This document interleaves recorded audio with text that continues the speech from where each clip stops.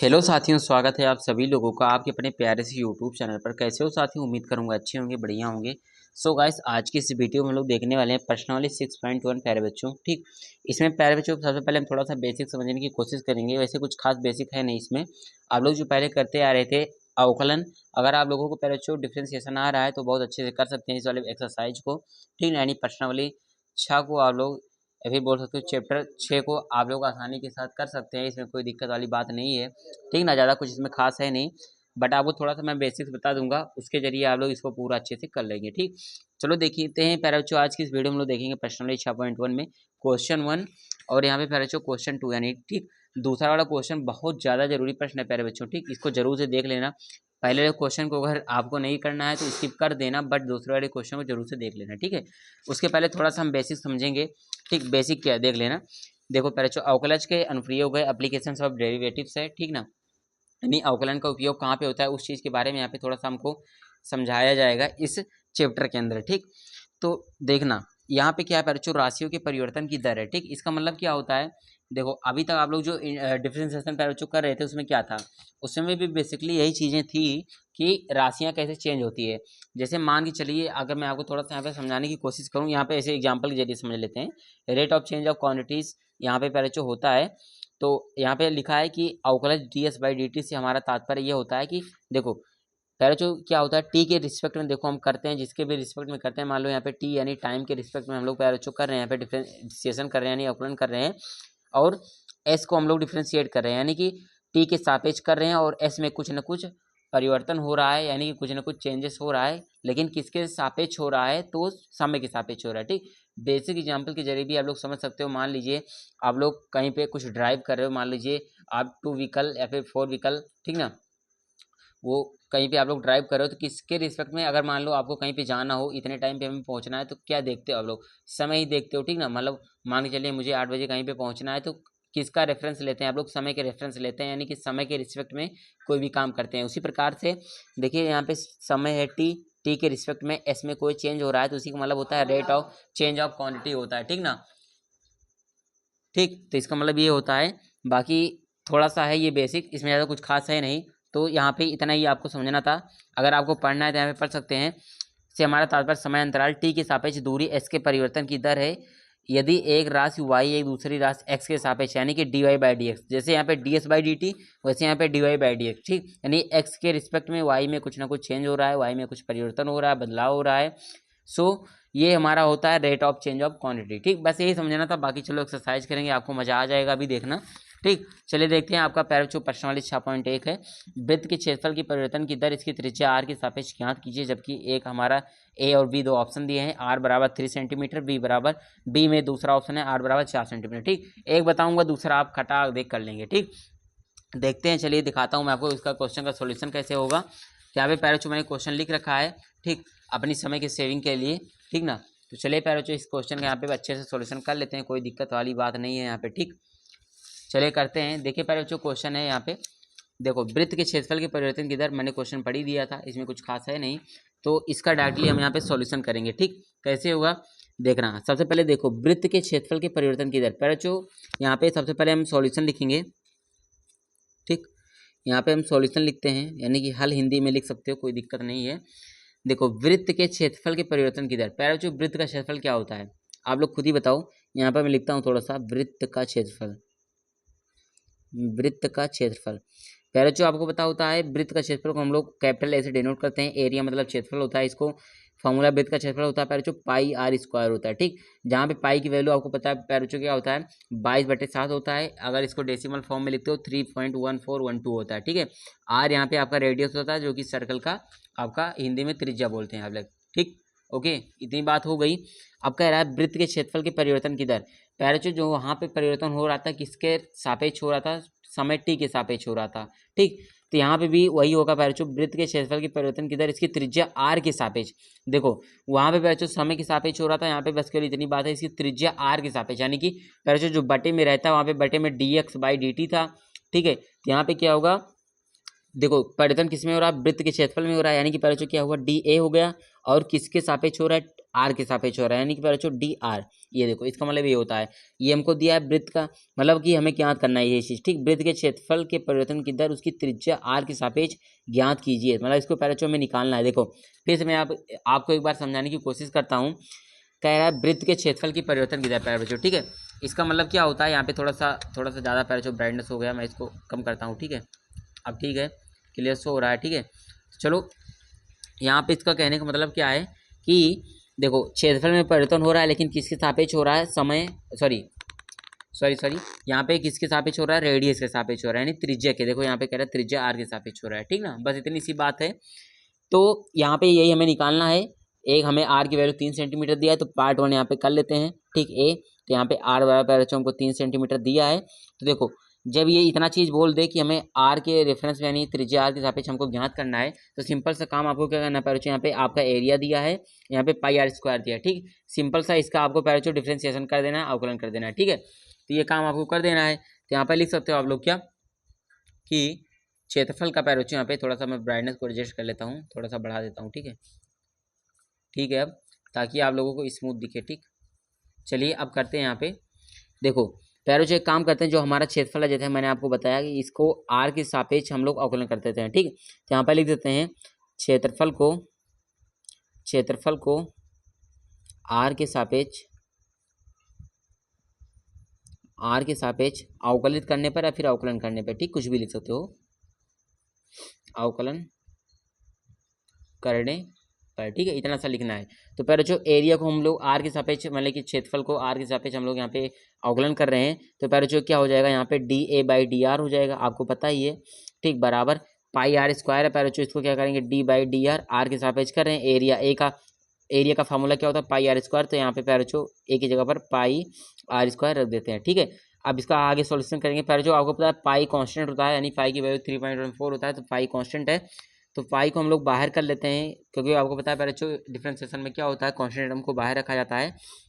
Are square का पहले अवकलन करना है, तो एक्स की पावर एन की बात बिहेव करेगा। एक्स की पावर एन का फॉर्मूला क्या होता है, N X N minus one, यानी पावर को आगे लाते हैं, एन की पावर 2 को आगे लाएंगे, फिर आर को ऐसे लिखेंगे, उसके बाद 2 में से 1 माइनस करेंगे। तो 2 में से 1 माइनस करोगे तो जो आएगा उसको आर की पावर में लिखा जाएगा, यानी घात में लिखा जाएगा। तो 1 आएगा तो 1 से कोई मतलब है नहीं। उसके बाद पहले क्या हो जाएगा कि आर का फिर होगा, तो आर का आर के सापेक्ष 1 हो जाएगा, ठीक है। तो यहाँ पे मैं 1 लिख देता हूँ, कोई दिक्कत नहीं है। तो मतलब कि टोटल क्या आ जाएगा, यहाँ पे 2 पाई आर आएगा प्यारे बच्चों, ठीक है।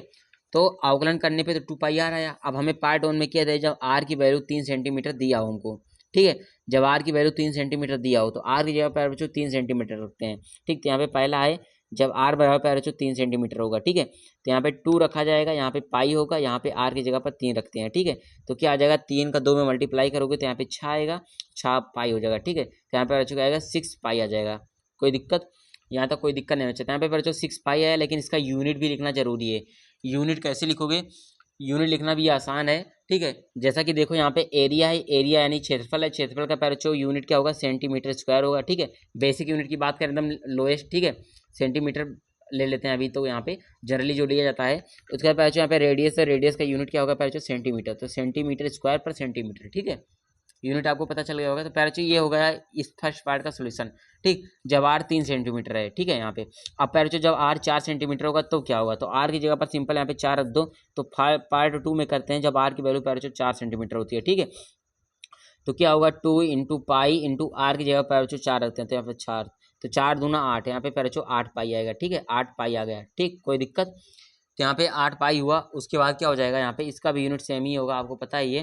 तो इस यूनिट इसका होगा सेंटीमीटर स्क्वायर पर सेंटीमीटर, ठीक है, क्योंकि इसमें भी एरिया डिवाइड बाई रेडियस है, ठीक है। तो एरिया का सेंटीमीटर स्क्वायर और रेडियस का सेंटीमीटर। तो पहला क्वेश्चन पहले इस टाइप से आपका सॉल्व होगा। आई होप आपको समझ में आ गया होगा, ज़्यादा कुछ खास नहीं था, ठीक है। अब हम क्वेश्चन नंबर 2 की तरफ मूव करते हैं, देखते हैं क्वेश्चन नंबर 2 पैरोचो क्या है। देखो क्वेश्चन नंबर 2 हमारा कुछ इस टाइप से यहाँ पे देख सकते हैं। एक घन का आयतन 8 सेंटीमीटर क्यूब पर सेकंड की दर से बढ़ रहा है। पृष्ठ के क्षेत्रफल किस दर से बढ़ रहा है, जबकि इसके किनारे की लंबाई 12 सेंटीमीटर है, ठीक है। पहले सबसे पहले मैं क्यूब बनाने की यहाँ पे कोशिश करेंगे थोड़ा सा। तो यहाँ पे मैं क्वेश्चन नंबर 2 लिखता हूँ, तो ठीक है, क्वेश्चन नंबर मतलब कि 2 डाल के मैं डायरेक्टली सोल्यूशन कराऊंगा इसका, ठीक। अपनी बुक में आप लोग देख सकते हैं बाकी, या फिर वीडियो को पोस्ट करके पीछे थोड़ा ले जाके, ठीक है, आप यहाँ पे इसका क्वेश्चन लिख सकते हो अपनी बुक में। ठीक, मैं क्वेश्चन पढ़ रहा हूँ डायरेक्टली अपनी बुक में देख के। कह रहा है एक घन का आयतन प्यारे बच्चों 8 सेंटीमीटर क्यूब पर सेकंड की दर से बढ़ रहा है। ठीक है प्यारे बच्चों, आपको घन पता होना चाहिए, घन क्या होता है। ठीक है, घन और ग्राम में डिफरेंस होता है, इतना आपको मालूम होना चाहिए। यहाँ पे प्रेजेंट टाइम में आपको थोड़ा सा घन के बारे में बता देता हूँ। ठीक, थोड़ा सा मैं यहाँ पे बना दे रहा हूँ, एक बार ड्रॉ कर दे रहा हूँ। घन प्यारे बच्चों वो होता है जिसके जो साइड्स होते हैं वो आपस में इक्वल होते हैं। ठीक है, क्योंकि घन का आयतन प्यारे बच्चों क्या होता है, साइड का क्यूब होता है, नहीं भुजा का क्यूब होता है। ठीक है, तो प्यारे बच्चों देखो यहाँ पे इसकी सबसे पहले क्या हो गई, लंबाई हो गई। ठीक है, यहाँ पे इसकी, यहाँ पे ये चौड़ाई हो जाएगी, ये आपकी इसकी ऊंचाई हो जाएगी। ठीक है, तो एक्स एक्स एक्स 3 बार प्यारे बच्चों इसको मैंने, क्योंकि आपको पता है इक्वल इक्वल होता है प्यारे बच्चों। ठीक है, चाहिए यहाँ पे एक्स मान लो, यहाँ पे अगर वाई मान दे तो वाई वाई वाई हो जाता, जेड मान दे जेड जेड जेड हो जाता। ठीक है, तो प्यारे बच्चों कुल मिला के जो घन का आयतन होता है, मैं आपको थोड़ा सा यहाँ पे फार्मूला बता देता हूँ। घन का आयतन क्या होता है प्यारे बच्चों, घन का आयतन होता है भुजा क्यूब, भुजा को मैंने एक्स मान लिया था, यहाँ पे एक्स का क्यूब हो जाएगा। ठीक है प्यारे बच्चों, ठीक है ओके।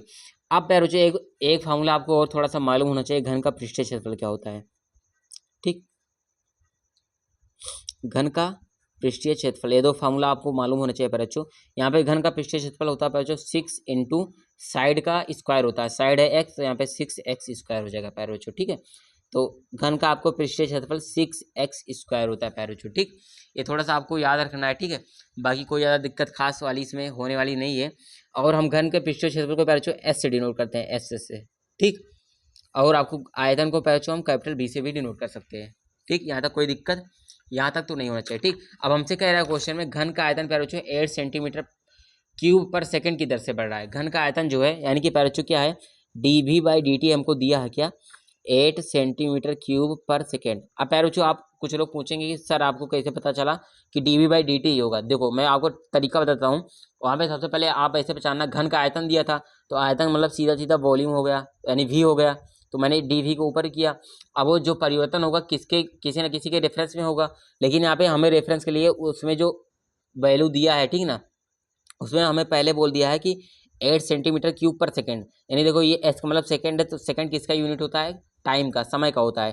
जब पे बच्चों टी हो गया, यानी कि टी के रिस्पेक्ट में पहले बच्चों वॉल्यूम का चेंज हो रहा है, तो ये हमें dv/dt इतना दिया है। ठीक है, अब हमसे कह रहा है पृष्ठ क्षेत्रफल किस दर से बढ़ रहा है। ठीक है, यानी कि पहले हमें यहाँ पे निकालना है ds/dt। ठीक है, यानी कि जो पहले देखो घन का पृष्ठ क्षेत्रफल क्या होता है, मैंने बताया 6x स्क्वायर होता है, यानी 6 इंटू भुजा का स्क्वायर होता है। तो कह रहा है घन का पृष्ठ क्षेत्रफल किस दर से बढ़ा है, यानी घन का पृष्ठ क्षेत्रफल को मैंने डिनोट किया एस से, तो ds/dt, यानी कि टी के रिस्पेक्ट में एस किस दर से बढ़ रहा है, ये हमें बताना है यहाँ पे। और कह रहा है इसके किनारे की लंबाई 12 सेंटीमीटर। पहले जो किनारा है, ठीक है, मतलब सब तो आपस में बराबर ही होते हैं, आपको पता है, यानी एक्स की वैल्यू पहले 12 सेंटीमीटर हमको दिया है। ठीक है, तो यहाँ पे लिख भी सकते हैं, यहाँ पे पहले एक्स की वैल्यू 12 सेंटीमीटर, जहाँ पे हमें यूज करना होगा वहाँ पे हम लोग कर लेंगे। चलो अब इसका सॉल्यूशन करते हैं। अब घन का आयतन जो पहले दिया है, इसको सबसे पहले हम टी के रिस्पेक्ट में, यानी कि इसको हम लोग डिफ्रेंशिएट कर लेते हैं। ठीक है, तो यहाँ पे करते हैं, तो देखो dv/dt होगा, ठीक ना, dv/dt होगा। अब एक्स स्क्वायर है प्यारे बच्चों, ठीक है, तो एक्स स्क्वायर का करेंगे तो देखो एक्स की पावर एन का फार्मूला लगेगा nx(n-1), तो पावर को आगे लाते हैं, एक्स को ऐसे लिखेंगे, पावर में से घटाएंगे, 3 में से हो जाएगा तो 2 आएगा। उसके बाद बच्चों एक्स का करेंगे तो ये क्या हो जाएगा, dx/dt हो जाएगा। ठीक ना, ये प्यारे बच्चों क्या हो जाएगा, dx/dt हो जाएगा। ठीक, इतना यहाँ पे हो जाएगा। अब एक काम कर सकते हो यहाँ पे, और देखो प्यारे बच्चों यहाँ पे dv/dt का वैल्यू दिया है हमको, dv/dt का वैल्यू दिया है 8 सेंटीमीटर क्यूब पर सेकंड दिया है। ठीक है, तो यहाँ पे डायरेक्टली इसका वैल्यू रख लेते हैं, तो यहाँ पे 8 हो जाएगा बराबर, यहाँ पे क्या है 3x स्क्वायर इंटू dx/dt है। ठीक है, यहाँ से पहले जो एक काम हम यहाँ पे एक कोशिश करेंगे, dx/dt का वैल्यू हम यहाँ पे डिफाइन कर लें। उसके लिए 3x स्क्वायर को इस साइड भेज लेते हैं, तो भेजोगे तो क्या होगा 8/3x स्क्वायर बराबर पहले यहाँ पे क्या होगा dx/dt हो जाएगा। ठीक है, ये हो गया।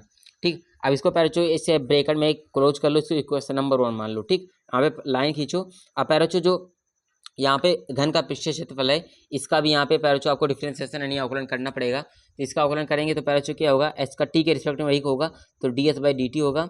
देखो 6x स्क्वायर है, 6 कॉन्स्टेंट है, मैंने बाहर रखा, एक्स स्क्वायर वही एक्स की पावर का फॉर्मूला लेगा, तो यहाँ पे 2x आएगा, उसके बाद यहाँ पे पहले क्या आएगा dx/dt हो जाएगा। ठीक है, ये आ जाएगा।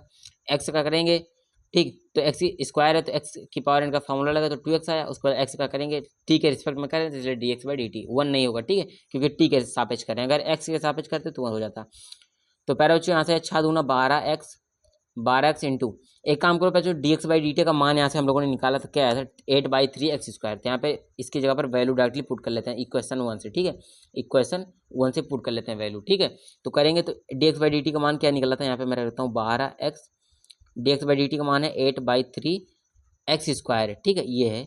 अब देखो पैचो x² है, ठीक, x का वैल्यू पैचो हमको दिया था, x का वैल्यू 12 सेंटीमीटर दिया था, तो x यहाँ पर 12 वो भी रख लेंगे, ठीक है, ये रख लेंगे। उसके बाद इसको सॉल्व कर लेंगे, ठीक।